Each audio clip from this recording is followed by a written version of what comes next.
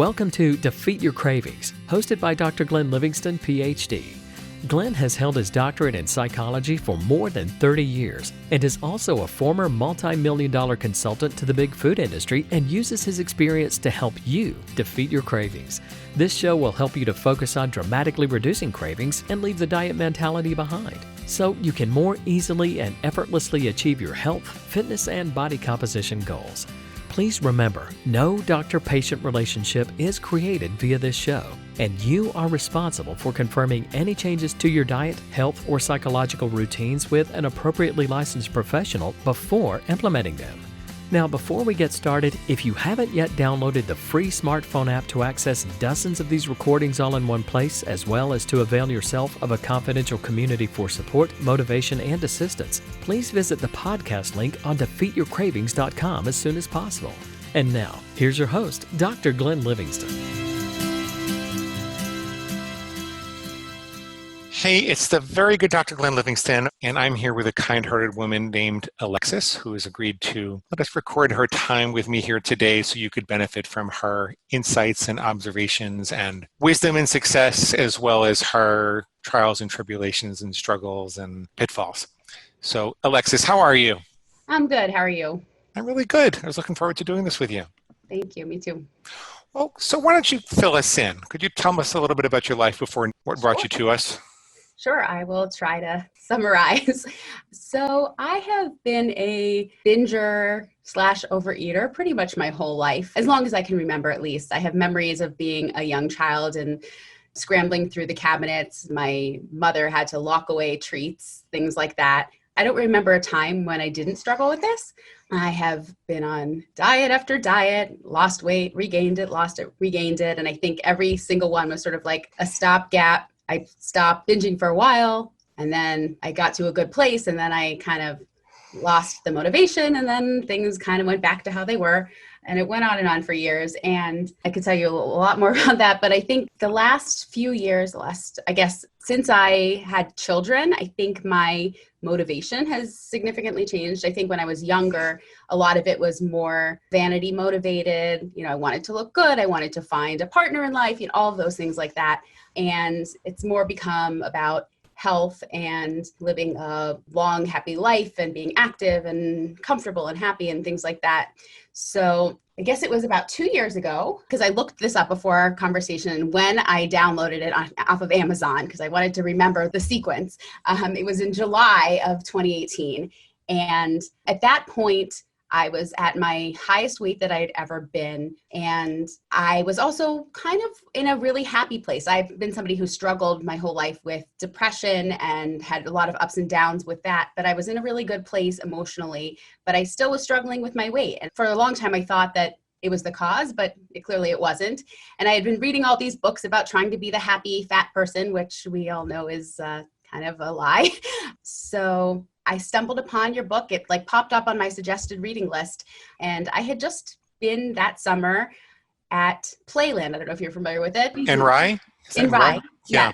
So my husband and I had taken a date day during the summer where we both were off from work and our kids were at camp and taken care of. And we said, we're going to go to Playland for the day and have our kid fun. And I think it really hit me that day when we wanted to get on the Dragon Coaster or something like that. And I couldn't ride the ride because they couldn't put the bar down in my seat. It was like I had always been overweight, but I had never been in that place where I thought of myself as like really fat. And then there I was, and I couldn't ride a ride at the amusement park because I was too fat. And it kind of hit me like, oh, this happy fat person isn't really a thing, and I don't want to do this anymore. And I read your book around that time, and it really resonated with me. And I think the thing that was really powerful about it was that it kind of eliminated my own personal blame of myself for being in the situation, kind of turning it into the pig, and that's not really me. And that was very inspirational to me. And I really like the concept. And I know there's a long description, but No, it's great. It's great. Okay. Keep going. Yeah. So I really liked it, and I was really trying to come up with a plan that would work. And I started with some very simple rules, basically to eliminate the serious binges. I think it was like I wouldn't eat ice cream by myself, and I wouldn't eat in the car, and things like that to start. And at the weight that I was, it came off fairly easily at first. And I lost about 20 pounds. And then things kind of started to level out. At the same time, I was struggling with some acid reflux, and a lot of the things that I had been cooking for myself were exacerbating that, because a lot of my healthy recipes were also spicy recipes. And then I kind of got into a rut. I didn't know what to make for myself, and I just felt like I needed more help. And instead of doing what I needed to do, I kind of forgot about the whole pig concept. It kind of faded from my active consciousness, and I reached out and I went on Weight Watchers for probably the sixth, seventh time in my life. And over the course of 7 or 8 months, I ended up losing a ton of weight. And I would say I got to a point where I was down from my high weight about almost 80 pounds. I was really excited about it. And then it sort of started to not be exciting anymore. And I wasn't as motivated. So I would sort of stick with it, and then I wouldn't stick with it. And then the pandemic started and it just was sort of the inspiration to give up. I don't know why that was what happened, but I completely stopped doing anything. And then I started binging a little bit more and not paying attention to cooking healthfully for myself. I kind of gave up. And then I thought, I can't do this. I worked so hard to lose all this weight, and I've already put on 15, 20 pounds of it. I'm not going back. And I remembered how the concepts in your book really stuck with me. And I'm like, that's really the solution. I don't know why I didn't stick with it. So I went back and I started rereading it. When was that? That was maybe in mid-April, beginning of April, sometime in April, when things were really crazy with the pandemic and really crazy with me eating all the time. And then I joined your May intensive. So it was kind of the kick in the butt that I needed to get myself back on track to paying attention to what was the pig and really figuring out that I could make a plan for myself, and I didn't need Weight Watchers or anybody else to tell me what to do. And so I've been really successful so far. I've lost 8 pounds, not a ton of weight, but in the course of 6 weeks, I think that's pretty good. That's a lot in 6 weeks. That's great. I'm still struggling with that not losing weight fast enough thing, but then I keep going back to reminding myself that's the pig, and listen to some of your podcasts and things like that. And it's really helpful to keep me calm about it. What I told Fiona, my coach, was that my plan is a plan that I wanted to create that I could stick to for the rest of my life. I wanted to create a plan that was what I envisioned as the way a normal, healthy person should eat. I didn't want to do anything overly restrictive. I didn't want to cut any food groups out entirely. It was really important to me to find something that I could see and be happy with and not worry that I was in any way restricting myself, something that I really could stick with for my entire life. That was something that was really important to me. And I figured out how to do that. Some of the rules are a little over the top, not over the top, but I have a rule about I eat no more than 2 heavy meals a week. So what are my heavy meals? That's the problem. That's up for debate because everybody defines those differently. So I started just making a list, and I defined my heavy meals with a list of certain things that I can only eat up to twice a week. I know that it's not as easy as saying I'll never eat sugar or flour again or something like that, but that wasn't a rule that I wanted to make. So I had to find a plan that I envisioned as moderation for myself. This is really good. This is really good because you had a history of yo-yo dieting. Yeah. And you'd get excited and then you wouldn't be excited, and you would restrict and then you would binge.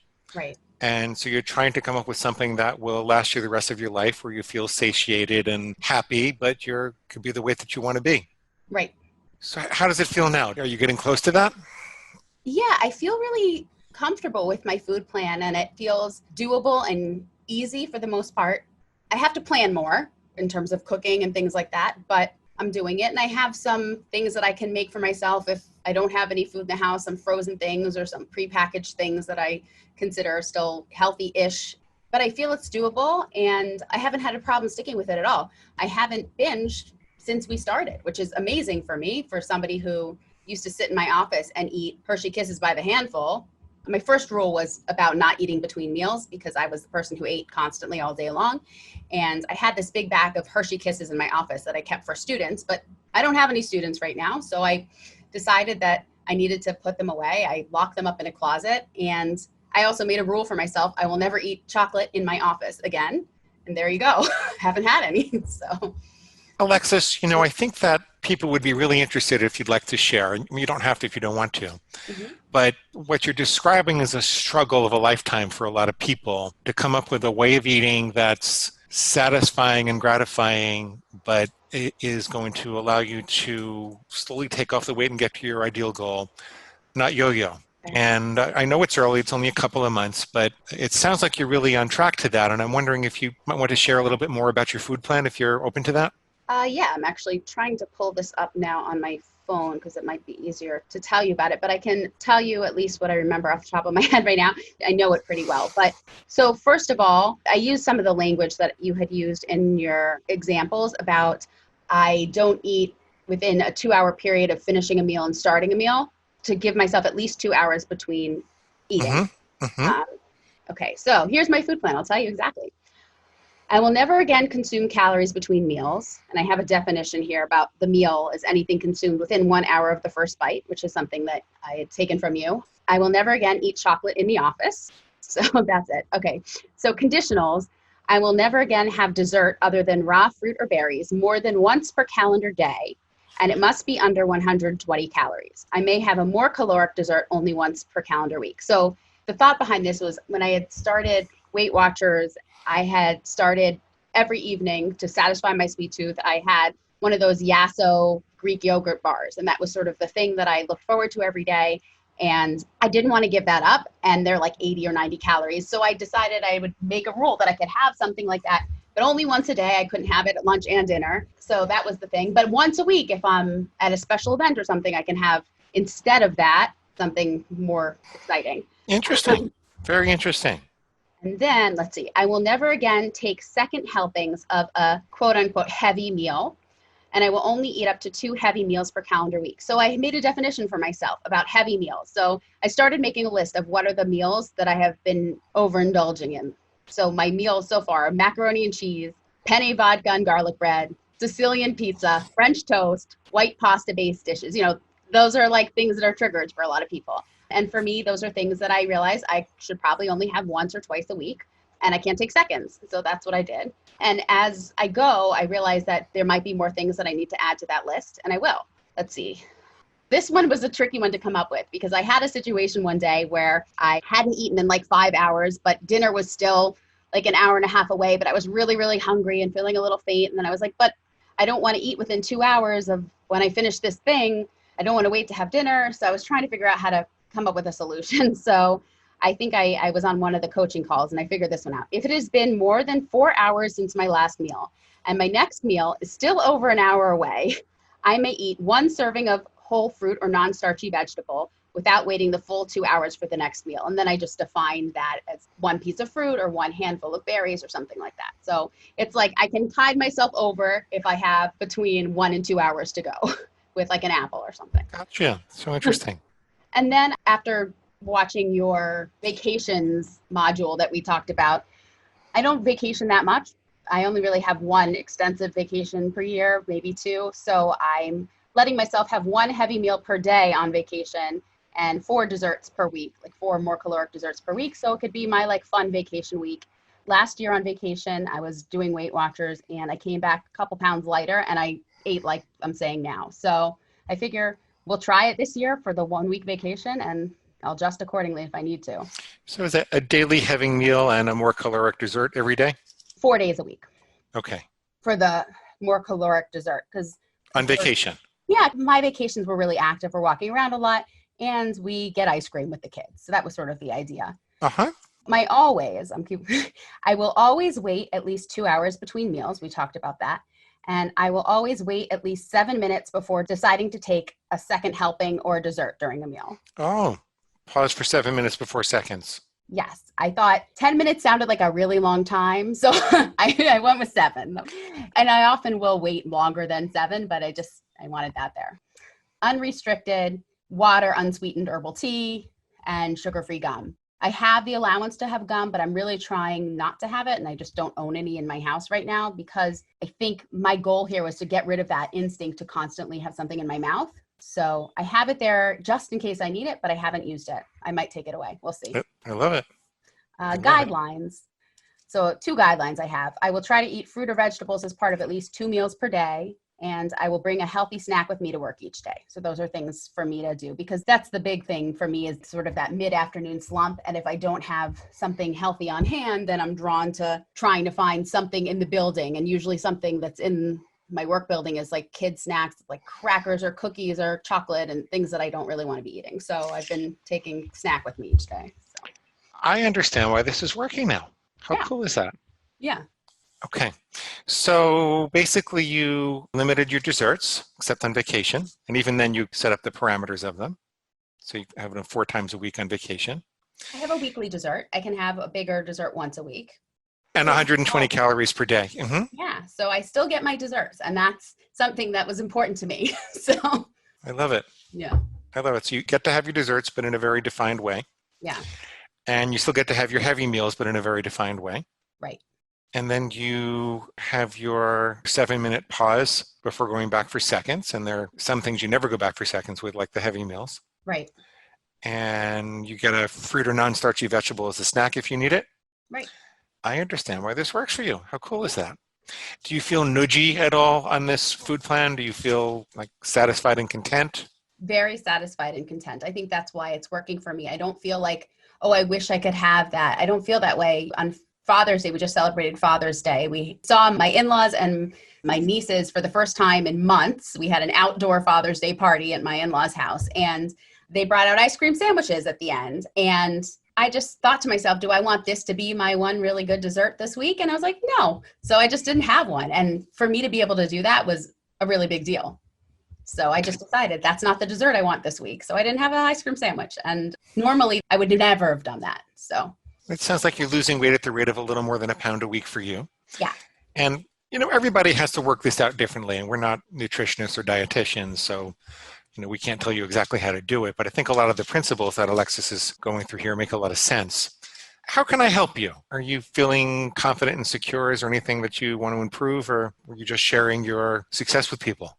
I think I'm feeling pretty good about what I'm doing. I think the thing that I'm concerned about in the long term, and I know that this is really the pig talking and all of that, is what happens in all the previous times that I've lost weight is I get to close to goal or to a point where I feel like I'm looking really good and people start giving me compliments and things like that. And then all of a sudden I feel like, oh, I'm doing great. Maybe I can slack off a bit. And then I do. And I lose the progress that I've made. And that's what has happened just about every time. I'm living with a little bit of fear that that's going to happen again, especially when very recently I had lost a lot of weight and then gotten to a point, and I knew in my heart, I was like, I'm never going back. I'm not going to be like that. And I even bagged up all my gigantic clothes and we took them to donate and all of that kind of stuff.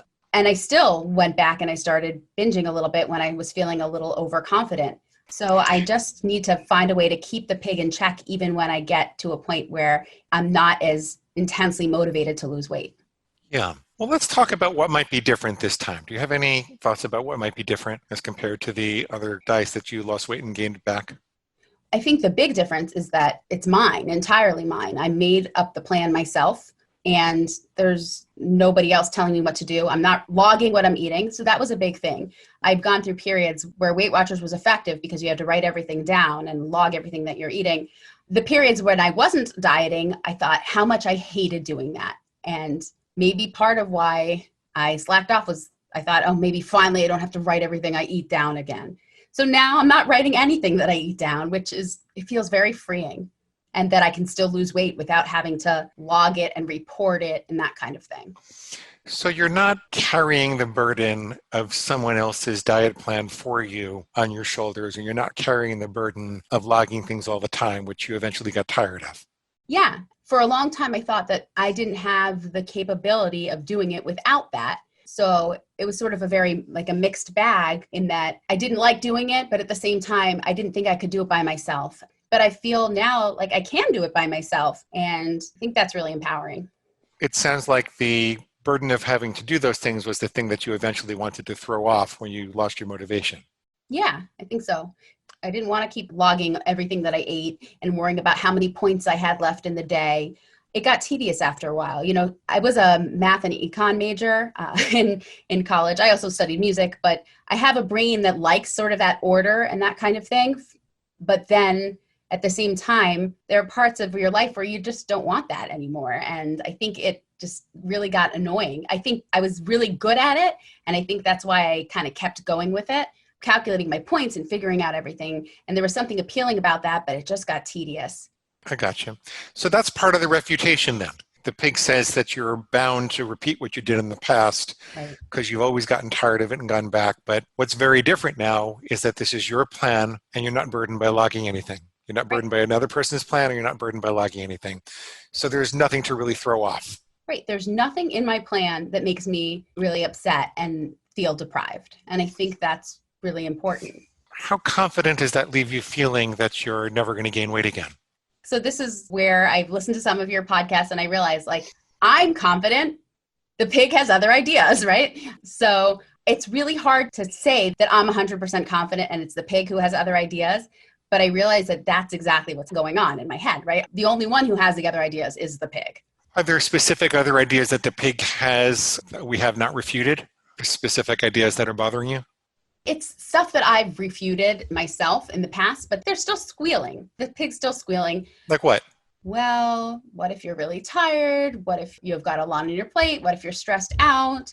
But I know in my heart, like, so what? I can stick with this plan. I can refute all of those things. So I do feel empowered to fight off the pig, even when the pig starts bringing out old squeals that I fought off before. Do you have enough conditionals that you feel like there's enough of a safety valve for a really difficult day if you're really tired or stressed out? Logically, there's no reason for me to binge on junk if I'm stressed. It makes no sense. And I've written some of those real-time refutations about it. It makes no sense. I recall very strongly one that I wrote. I had a headache and the pig was saying something like, oh, it'll make you feel better. What was I thinking? You know, of course, chocolate isn't going to make my headache better. You know, like, no, it'll just probably make it worse. That's the thing. You know, the pig is ridiculous, but when you write out what the pig actually says, it's pretty silly sometimes, right? Right, exactly. So, and I think it was really helpful, especially at the beginning, doing those refutations, just getting used to fighting off what the pig says. I haven't been writing them down in the last few weeks. I haven't felt the need to. Sometimes I'll just get like a baby squeal. The pig's like, oh, don't you want a bite of that? And then I'm like, are you crazy? And then I just shut him up, you know? And it's really easy to shut down now. I think that's what feels good right now. Alexis, can I tell you one other thing that might be helpful with regards to approaching your goal weight? Sure. When we accelerate a rocket to the moon, we have to go pretty fast to get there. But then we fire the thrusters in reverse before we land so that we don't crash into the moon. And what most people do with weight loss is they go as fast as they can to get to their goal. And then there's this very discrete event and they kind of crash into the goal. And then all of a sudden, now it's time to change your diet. And now you're off the quote unquote diet. Now it's feast time as opposed to famine time. You're signaling the brain that you were in an environment where food and calories were scarce for a while. And now all of a sudden it's available. So it's this, oh my God, I better get me some, better hoard as much as I can. And so what I prefer people do it instead is to decelerate as they get closer. So let's say you're 15 pounds from your goal now, and you're losing 1.5 pounds a week. Well, when you get down to about 10 pounds to your goal, I'd like it if you slow down to 1 pound a week. Right. No, that makes perfect sense. And I think the food plan that I've written for myself is basically, that's just what's going to naturally happen because I'm not restricting how much I'm eating as long as they're healthful types of foods. I think the instinct is to keep rushing towards the goal, but you're right. I think doing it slowly like that and easing into it and just kind of slowly getting to a place where you sort of wiggle around the goal and then eventually just settle into it is really the ideal because this is the plan that I'm going to follow for the rest of my life. And so I might as well learn how to live with it. When you get to 5 pounds from the goal, you drop it to 0.5 pound a week. Right. And then when you're 2 pounds from the goal, it's 1/4 pound a week. It's almost like you just don't notice when you get to the goal. It's like, oh yeah, I guess I'm there. Right. And that way there's not this event that the pig can get all excited about and look forward to. And there's no biological trigger that says, oh my God, we're out of famine finally. It's just like a very natural, slow, the word for it in math would be an asymptote. Yeah. Okay. I'm impressed that I got the right word talking to a math person.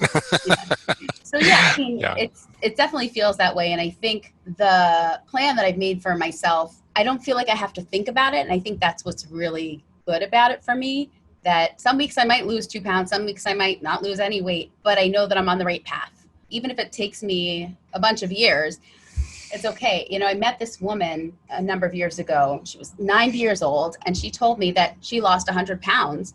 And I was like, wow, that's amazing. She said, yeah, it took me 10 years. I lost 10 pounds a year. And at the time I was like, that's forever. But in the grand scheme of things, she got healthy.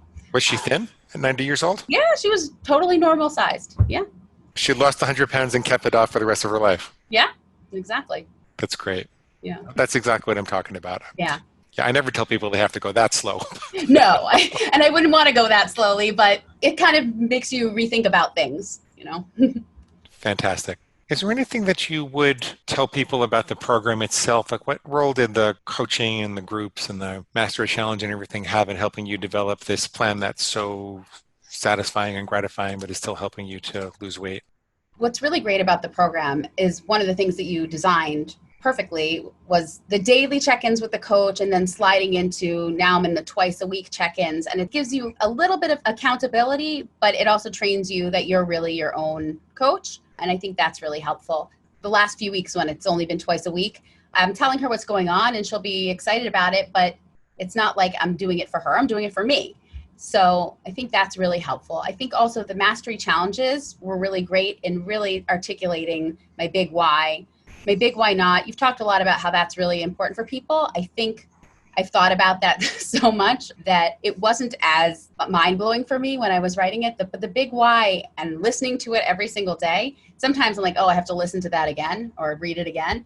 But I listen to it in the morning, you know, when I'm getting ready for work, whatever it is, and hearing it every day, it just gives you that little reminder every day of, oh, yes, I'm doing this for really important reasons.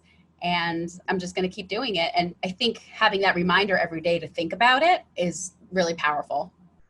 Are there any other obstacles you see to continuing this the rest of your life?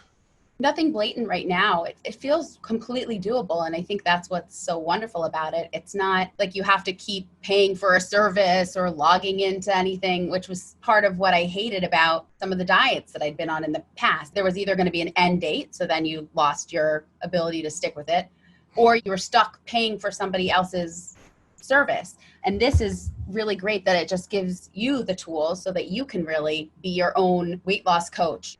You're in charge, you know? There you go. Yeah. There you go. Anything I should have asked you that I didn't ask you? Not that I can think of. What would you say to people who are concerned about doing the program because of the price or the time commitment or anything like that? Or maybe they're saying it can work for other people, it can't work for them. Most of these people, if they're anything like me, if you think about all the diets that you've been on and that you've paid for and all the money that you've spent on binges over the years, this is a bargain, right? And if you're going to get the kind of coaching that you get with this program, you normally would pay so much more money for just even a little bit of one-on-one accountability like this. And the coaching calls are there if you need them all the time. I haven't really needed them, but sometimes I just log on to listen, and it's really helpful to hear other people. The group call. The group calls. Yeah. And it's a wonderful resource.